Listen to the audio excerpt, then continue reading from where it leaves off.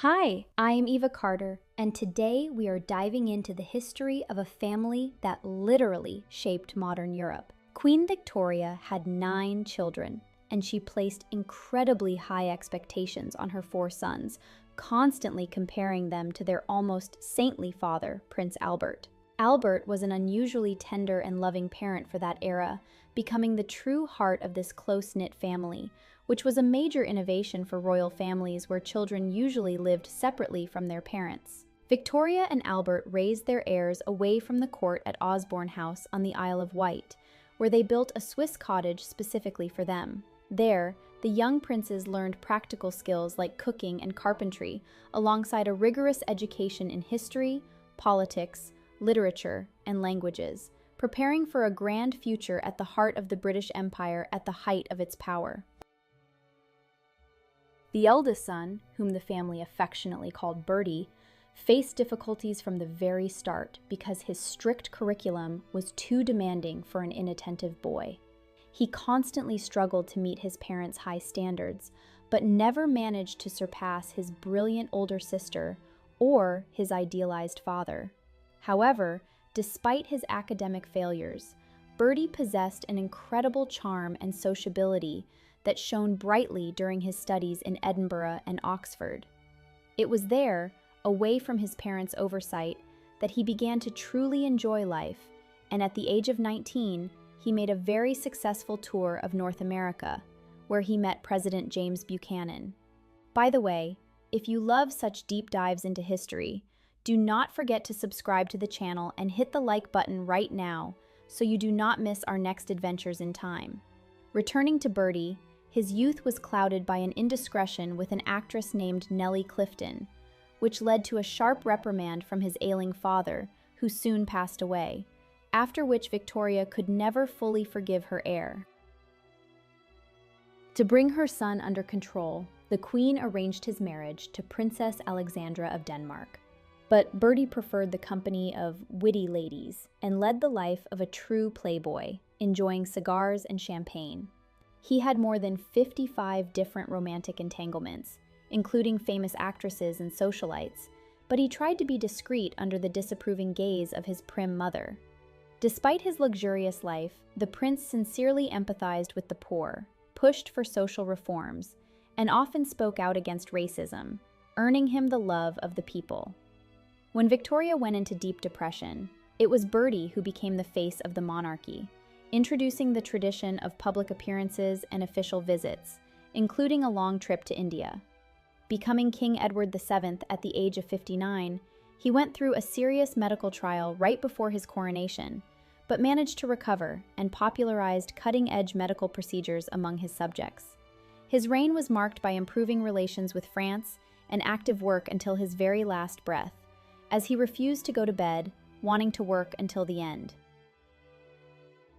The second son, Alfred, grew up musically gifted and dedicated himself to serving in the Royal Navy from the age of 14, starting his journey as a midshipman on a warship.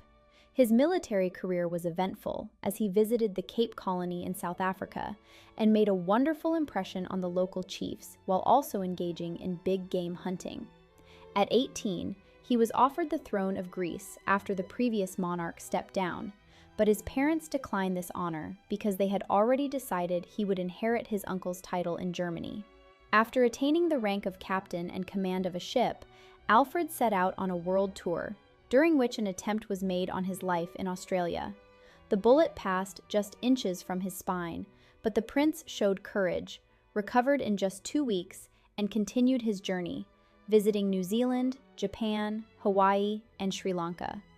He was considered a magnificent naval commander who introduced many improvements to the maneuvering system, proving that his promotions were earned through personal ability rather than just his birth. Alfred's personal life was linked to Grand Duchess Maria Alexandrovna, the daughter of the Russian emperor, who brought with her a massive dowry and a generous annual allowance. However, their marriage could not be called happy due to Maria's proud nature, as she demanded special precedence at court, which was denied by Queen Victoria. Over time, Alfred became the Duke of Saxe-Coburg and Gotha and moved to Germany, where he was initially met with coldness as a foreigner, but eventually gained popularity through his competence. He maintained a passion for music throughout his life, although contemporaries sometimes spoke ironically about his violin playing at dinner parties. The tragic loss of his only son, who chose to end his own life due to personal dramas, ultimately broke Alfred's health. He soon passed away himself at the age of 55 due to a severe illness of the throat, leaving behind a memory as a talented sailor and ruler who managed to find a common language with different nations. The seventh child of Victoria Arthur was always considered her favorite, perhaps because he showed strict discipline and a deep interest in military affairs from an early age. At 16, he entered the Royal Military Academy, and 2 years later, he was already serving as a lieutenant, easily combining army life with the brilliant social life of a prince. During his service in Canada, he showed true bravery in the Battle of Eccles Hill, defending the territory from invasion, for which he was awarded a medal for valor. Arthur became so popular in that country that he was even invited to the Iroquois Tribal Council, being given the right to vote in their internal affairs, which was an exceptional case for a European. His military career continued in Ireland, Egypt, and India, where he gradually rose to the rank of general, striving to reach professional heights through his own hard work. He was devoted to his wife, Princess Louise Margaret of Prussia, with whom he raised 3 children, although a secret long-term connection with an American heiress named Leonie Leslie was present in his life for many years. At the beginning of the 20th century, Arthur returned to Canada as an extremely popular governor-general, where he and his family actively participated in the life of the country, hosting skating parties and engaging in sports. He played an important role in preparing Canadian troops for participation in the global conflict, before finally returning home to continue his state service. His wife, Louise, worked actively with humanitarian organizations, becoming the first member of the royal family for whom the procedure of cremation was chosen, which became a new trend at the time. Arthur lived a remarkably long and full life, making his last official trip to India at the age of 71 to open a new legislative assembly. He passed away at the age of 91, reaching the same rare longevity as his sister Louise, leaving behind a reputation as a flawless officer and a devoted servant of his country. His life journey became the personification of stability and loyalty to the traditions that were laid down in his childhood in the quiet corridors of Osborne House.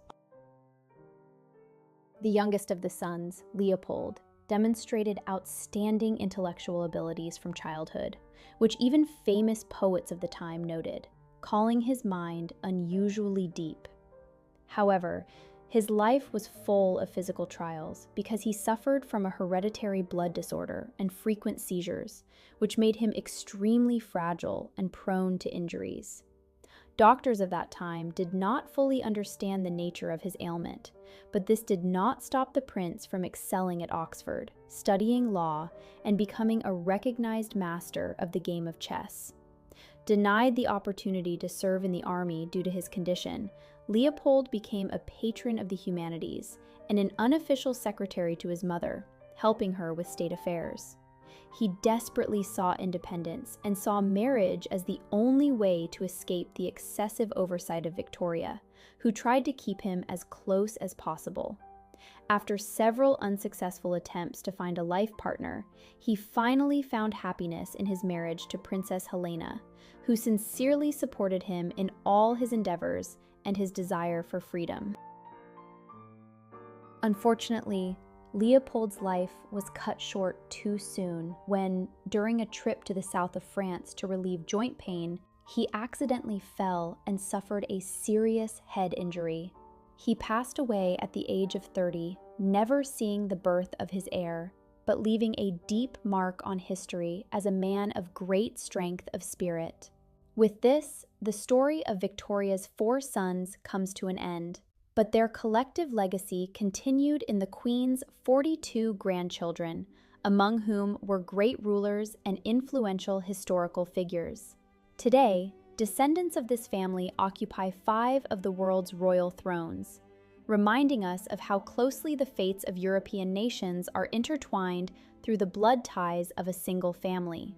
The story of each of these princes is a tale of an eternal struggle against parental expectations, personal tragedies, and a sincere desire to find their own path under the watchful eye of a great mother.